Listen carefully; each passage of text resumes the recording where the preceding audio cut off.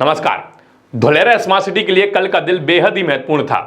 दरअसल भारत के प्रधानमंत्री पीएम मोदी साहब ने धुलेरा को लेकर कल भावनगर में बहुत सारी चर्चाएं की और धुलेरा के विकास के बारे में लोगों को बताया।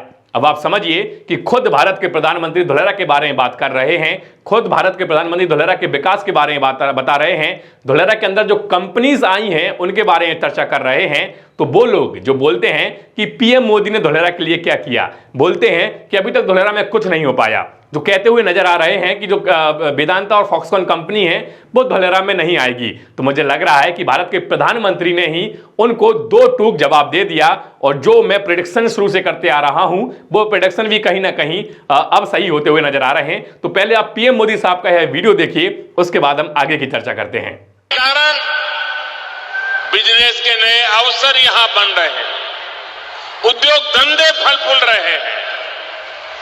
धुलेरा में रिन्यूएबल एनर्जी, स्पेस और सेमीकंडक्टर इंडस्ट्री को लेकर जो निवेश होने जा रहा है उसका लाभ भी भावनगर को मिलने वाला है, क्योंकि एक प्रकार से वह भावनगर का पड़ोसी इलाका डेवलप हो रहा है और वो दिन दूर नहीं होगा।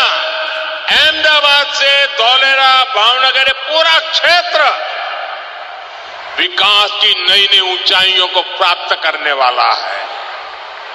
भाई और बहनों, भावनगर आज पोर्ट लेड डेवलपमेंट के एक अहम सेंटर के रूप में विकसित हो रहा है।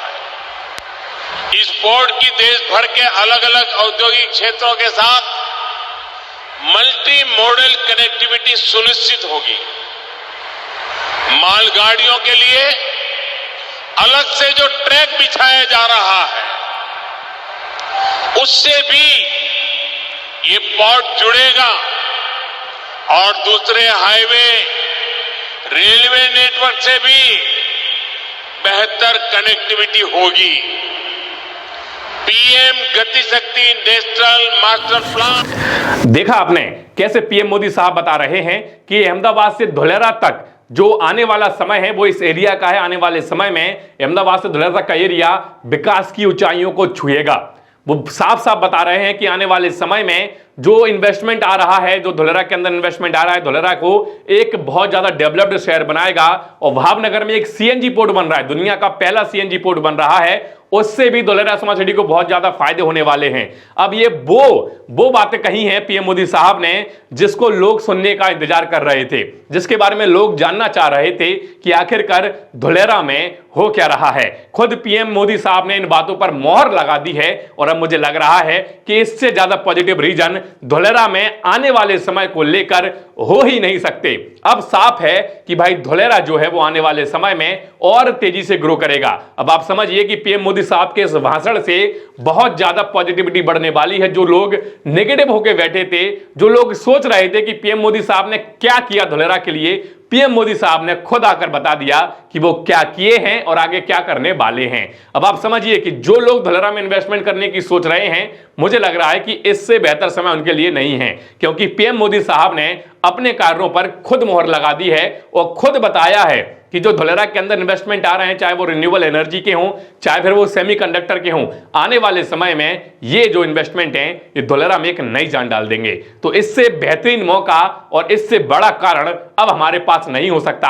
अब इससे ज्यादा और क्या बताएं कि भाई धुलेरा में क्या चल रहा है। सबसे पहले तो जो लोग नेगेटिव थे या जो लोग नेगेटिव बात करते हैं या जो लोग नेगेटिव वीडियो बनाते हैं धुलेरा के लिए, मुझे लग रहा है कि आज उनके मुंह हैं जो बंद हो चुके होंगे। आज उनको खुद पीएम मोदी साहब ने जवाब दे दिया है। जो लोग बोलते हैं कि जो इन्वेस्टमेंट है वो धुलेरा में नहीं आएगा, धुलेरा से भाग जाएगा, धुलेरा में ऐसा है, धुलेरा की मिट्टी खराब है, धुलेरा का वो खराब है, खैर आपका अपना ओपिनियन है, लेकिन जो सही है, जो सच है, कम से कम उसको भी दिखा दीजिए। और सच यही है कि धुलेरा तेजी से ग्रो कर रहा है। आज धुलेरा के हम रेट देखेंगे तो तेजी से आगे बढ़ रहे हैं। मेरे बर्ड जो है आप मार्क कर लीजिए, आज जो धुलेरा के रेट हैं और 6 महीने बाद और 1 साल बाद जो रेट होंगे वो आप और हम सोच भी नहीं सकते, क्योंकि आने वाला समय वास्तविक रूप से धुलेरा का है। तो अगर आप धुलेरा में इन्वेस्टमेंट करने के इच्छुक हैं, इंटरेस्टेड हैं, तो देरी मत कीजिए। मैं आपको बार बार ये चीज बोलता हूं कि जितनी देरी आप करेंगे उतना ही घाटा आपका उसमें है। उतना ही ज्यादा अमाउंट आपको वहां पे स्पेंड करना पड़ेगा। आज अच्छे अच्छे ऑप्शंस आपके पास हैं, सही सही लोकेशंस आपके पास हैं। अगर आप मिस कर दोगे तो भविष्य में ये लोकेशन, ये ऑप्शंस भी नहीं बचेंगे। ऊपर से जो ऑप्शंस और जो जमीन आपको मिलेगी उसका रेट भी कई गुना ज्यादा हो सकता है। तो उम्मीद है कि आप मेरी बात को सीरियसली लेंगे।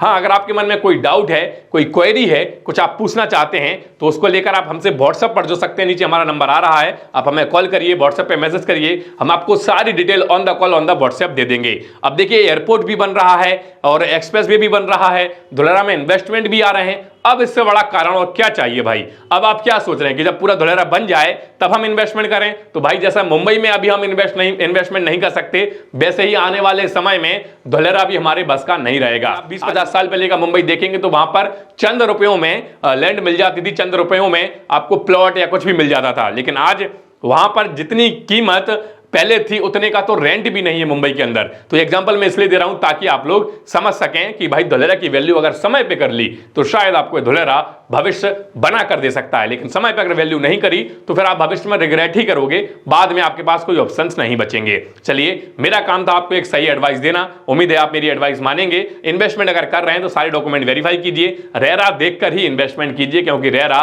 बहुत इंपॉर्टेंट डॉक्यूमेंट है। आज के इस वीडियो में इतना ही, मिलते हैं अगले वीडियो में, तब तक के लिए जय हिंद, जय भारत।